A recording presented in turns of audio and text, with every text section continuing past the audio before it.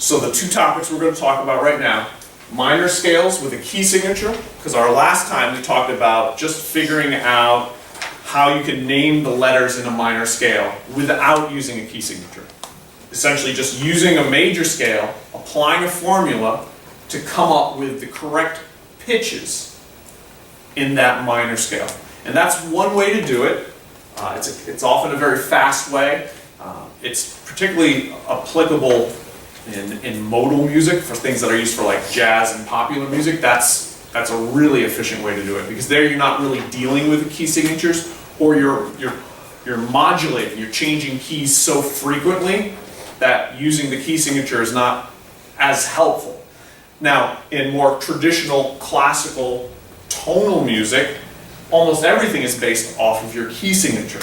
So you have to be very careful you keep clear what you're starting with and what you're going to. So before, we talked about taking a major scale, applying a formula to come up with the correct minor scale. We didn't deal with key signatures. So, in our key signatures, remembering our circle of fifths, if we were to take the key of D major, it has two sharps. Every key signature has a major key that is associated with it and what is called the relative minor, which is the minor scale that has the exact same number of accidentals. When they're talking about relative minor, they're actually talking about the natural minor form. So the question you then ask yourself is, what natural minor scale has only two sharps in it? And if you go back in your mind or you figure it out, I'm going to give you the answer. I'm going to put a treble clef here. B, C sharp, D, E, F sharp, G, A, B. B natural minor has two sharps, F sharp and C sharp, which are the exact same sharps that we have in D major, which is why we call them relative, because they share the same key signature. The difference is what note you start and end on. So for a minor, we're starting on the B and ending on the B, but we're using the exact same pitches that are in the D major scale. We're just starting and ending on a different pitch. And for D major, same exact pitches, but we're starting and ending on D.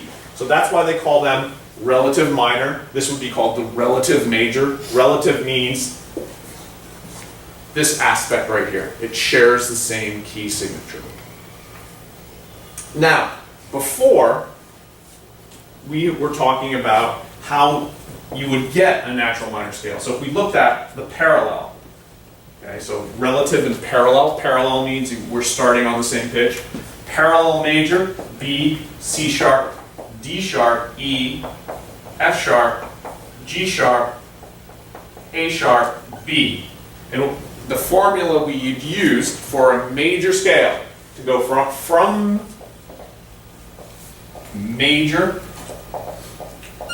to natural minor was lower the third, lower the sixth, and lower the seventh. That was our formula. So if we look at the B major, and we say, and these are scale degrees. Scale degree 1, 2, 3, 4, 5, 6, 7. We're lowering this D sharp to become the D natural. The G sharp becomes our G natural. A sharp becomes our A natural. And ta-da, it's the same letters as in our D major, so our relative minor. So again, this is two different ways. Now, let's say we were going to use another method. Let's say we were going to use this key signature as our way to figure out minor scales. We have to look at what is the principle, what's the formula. If we're saying that D major is our major relative and B minor is our minor relative,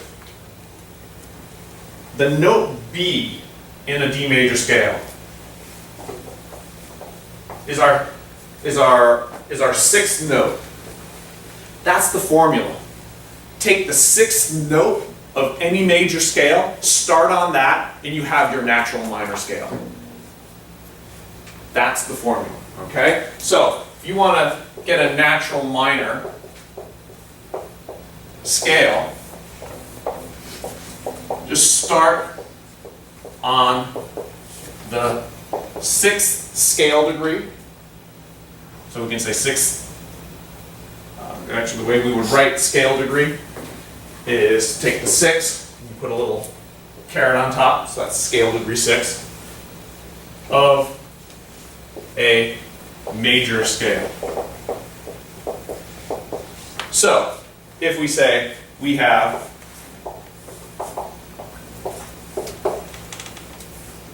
zero sharps, that means we are in possible 2 different keys, right? Because if we have 0 sharps, you can't just say, oh, it's C major. Not necessarily. It could be the relative minor. So it's either C major or the minor scale that starts on the 6th note of the C major scale. C, D, E, F, G, A.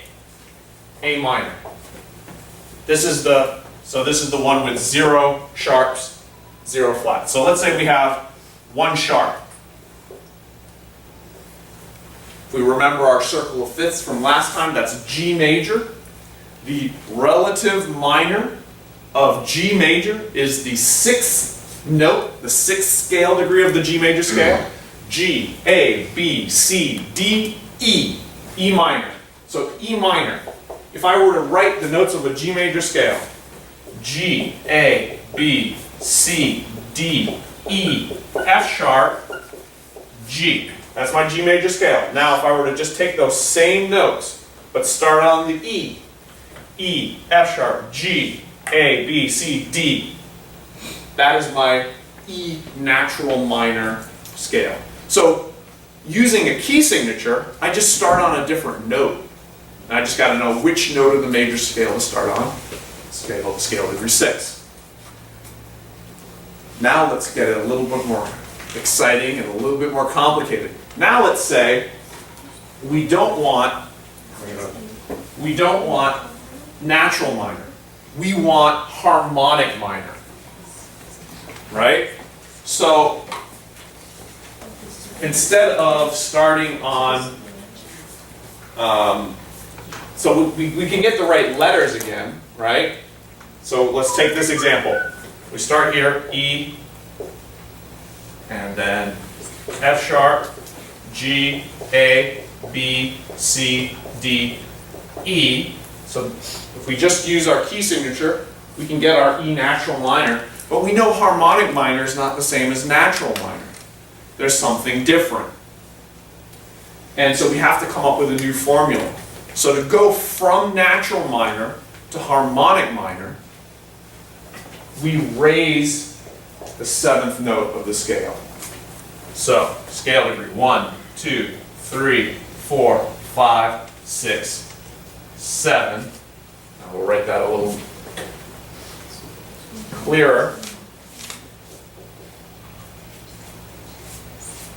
All right. So there we have, to go from natural minor to harmonic. The formula is raise the 7th note a half step.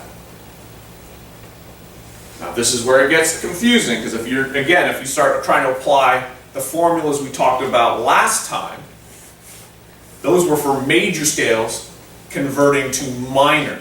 This is converting natural minor into harmonic minor, where you would use the key signature. What that means is, in a minor key, you're going to have accidentals if you're dealing with harmonic minor. Our key signature for with 1 sharp, which is either G major or E minor. If we were to write out E minor natural, we would just write out with the key signature we're done, right? The key signature takes care of it. But if we say we're dealing with harmonic minor, now you have to have an accidental that is not in the key signature. That's scale degree 7.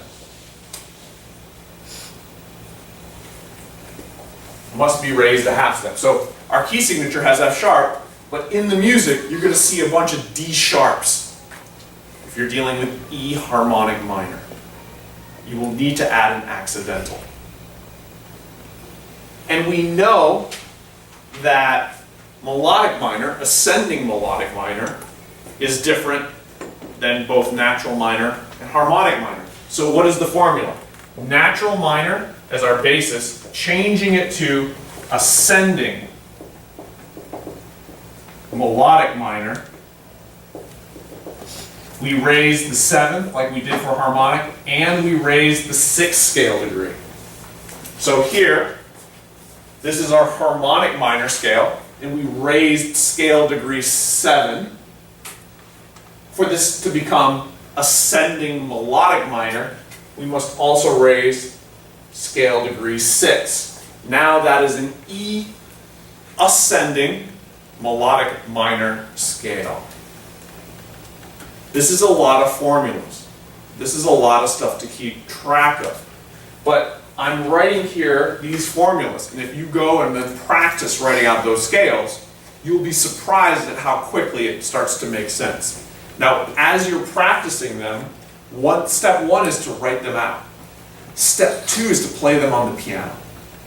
Step 3 is to sing them as you play them on the piano. Because then you're starting to combine a visual aspect when you start playing it on the piano, and then you get, and as well as the sound aspect. And when you sing it, it's kind of like the proof that you actually are hearing it, because you can't sing the right notes if you don't hear them correctly. It's like your brain doesn't process it. So what I would do is I would sit down and I would play the E minor, natural minor scale.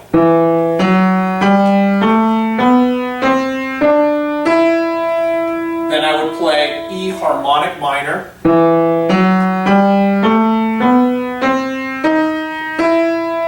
Then I would play E ascending melodic minor.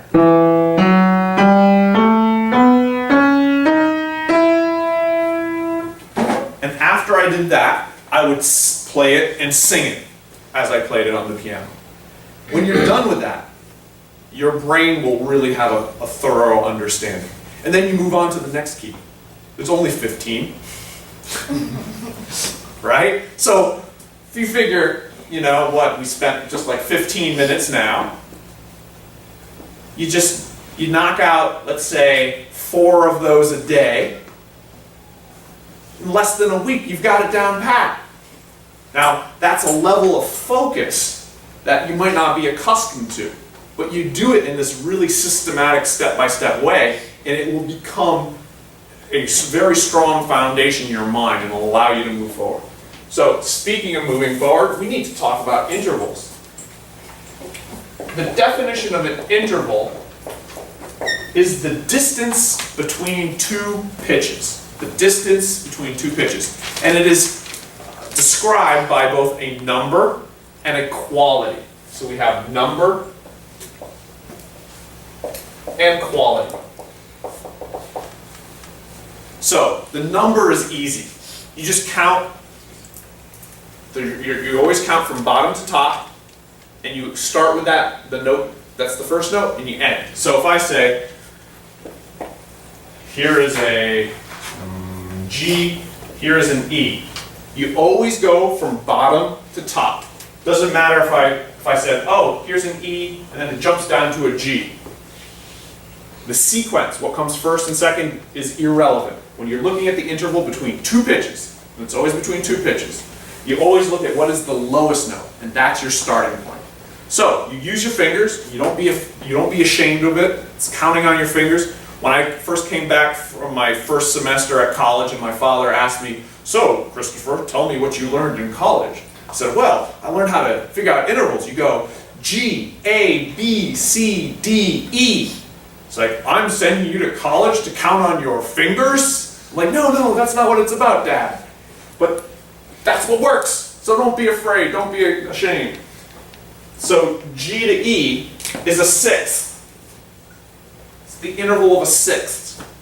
You just use your alphabet and your fingers and you will come up with the right answer. So if we do another one and we say, let's go D, F, D, E, F. It's a third. Here's the mistake a rookie would make.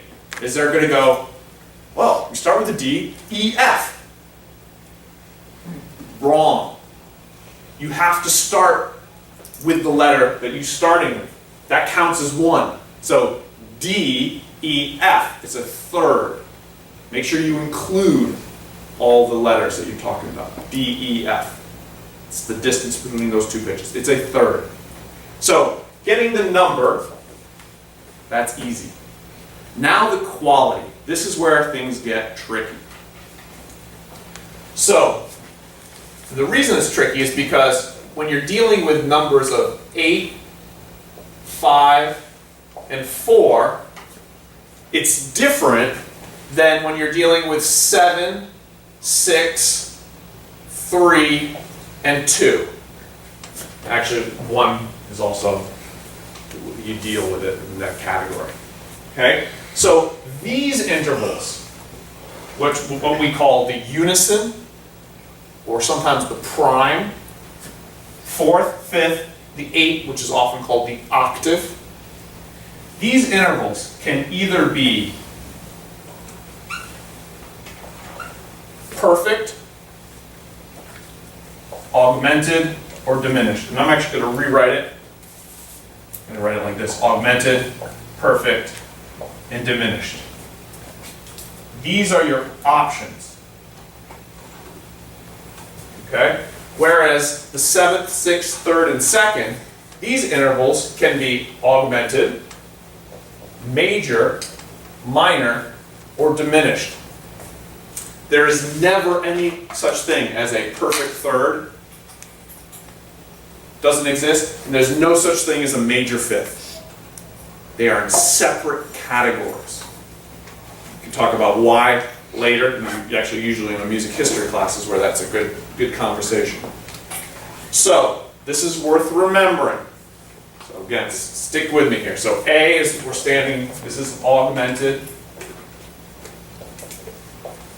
P stands for perfect. D stands for diminished. The capital M stands for major. The lowercase m stands for minor.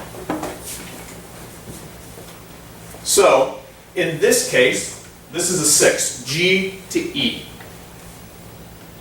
How, that means it's a 6. It can either be augmented, major, minor, or diminished. How do I determine which one? Well, the first question you ask yourself is the top note in the major scale of the bottom note?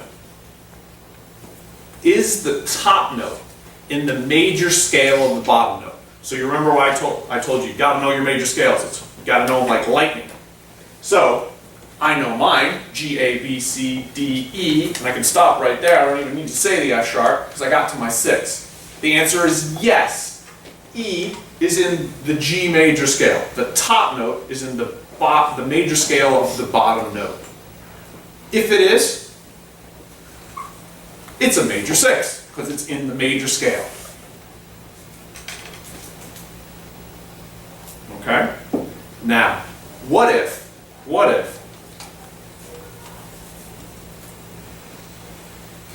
instead it was an E flat? Now, G to E flat is still a 6th because we're only dealing with the letters when we're determining the number. The flat does not change G, A, B, C, D, E flat. It doesn't change what I count on my fingers. But it does change the answer to that question I just posed to you. Is E flat in a G major scale? The answer is no, it's not. It's a half step lower than what I would expect. So when I start doing my G major scale, G, A, B, C, D, E, I say, boy, it's not. E flat's a half step lower. Well, when I'm going this way, the reason I wrote augmented, major, minor, diminished, each difference is a half step here. So minor is a half step lower than major. So this becomes a minor 6. And diminished is a half step lower than minor. And if we keep with this formula, and you know I love my formulas, augmented is a half step higher than major. So this is all half steps. Augmented is the largest, half step lower is major, half step lower is minor, half step lower is diminished. So with that in mind, if this is a minor 6, for me to convert this a half step lower than that, so E double flat, would now mean that that is a diminished 6. G to E double flat. You can't say E double flat is the same thing as a D, therefore it's a fifth. It's not. It's written as an E. You must analyze it as such. That's how we're getting our number. And then if we erase all that, and we remember that G to E was our major 6, if I make it an E sharp, that is now an augmented 6. No, you can't say E sharp is enharmonically the same as F, therefore I'm going to call it a 7th. No. You have to name it in this very specific way. Whew. Right? Now, we said D to F, that's a third. Remember the question is the top note in the major scale starting on the bottom note?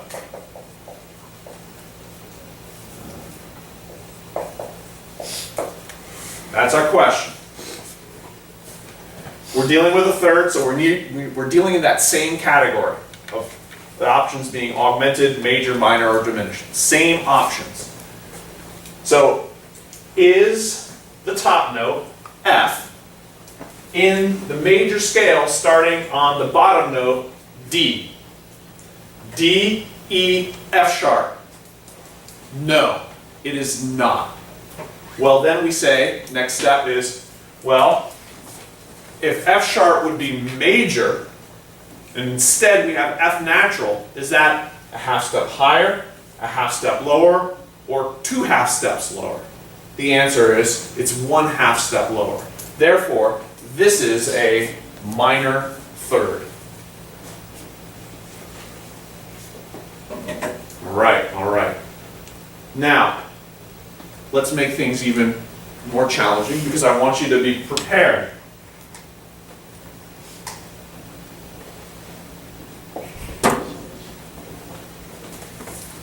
This is still a 6th because we don't care about the accidentals. We still count, doesn't matter, G sharp. We go G, A, B, C, D, E.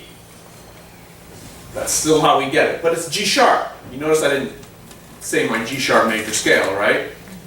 And when we look at the circle of fifths, there is no G sharp major scale, right? It's a scale that would have more than 7 sharps in it. So we don't go that high.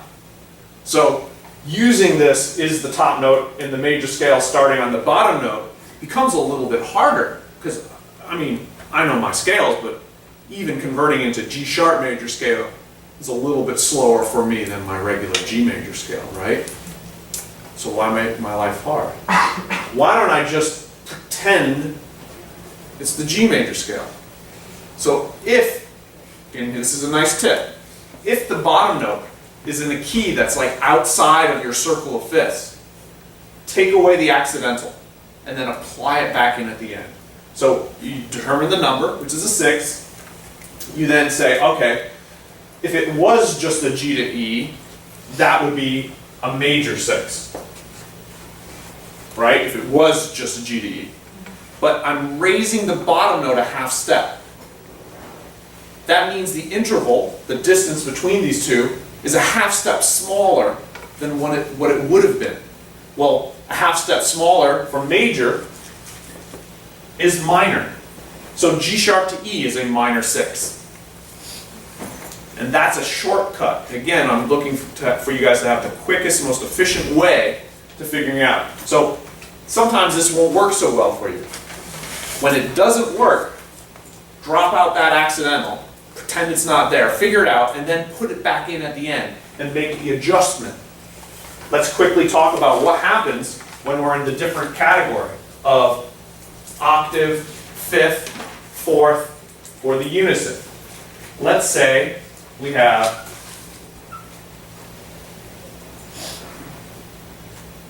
E flat to A. And again, I'm always doing bottom to top. Well, I use the same question. Is the top note in the major scale starting on the bottom note? So is A in an E flat major scale? The answer is no. If it was, it would be perfect. E flat, F, G, A flat. So if this was an A flat, this would be a perfect fourth. It's not. It's not an A flat. It's a half step higher. So half step higher, augmented. This would be an augmented fourth. E flat to A flat would be a perfect fourth. E flat to A double flat would be a diminished fourth. If you go outside of that range, it's not something we analyze. You just mark it X. So so for example, if we have E flat to A sharp, that's A flat to A natural. This would be a beyond augmented. We don't have anything like super augmented or anything like that. We just say, yeah, no, we're not dealing with that. We're not going to call it anything. All right? So this is how you are going to designate and name intervals. This can get very complicated. Remember these simple principles and then practice figuring out how you apply that. Remember that you have this category, you have this category, that this is going up and down, half steps, step by step, half step largers, half step smaller for this category as well. That you can pretend a note's not there to help you figure it out using a scale that you're more comfortable with, as long as you apply that accidental back in when you're actually coming up with your final answer. All right, thank you.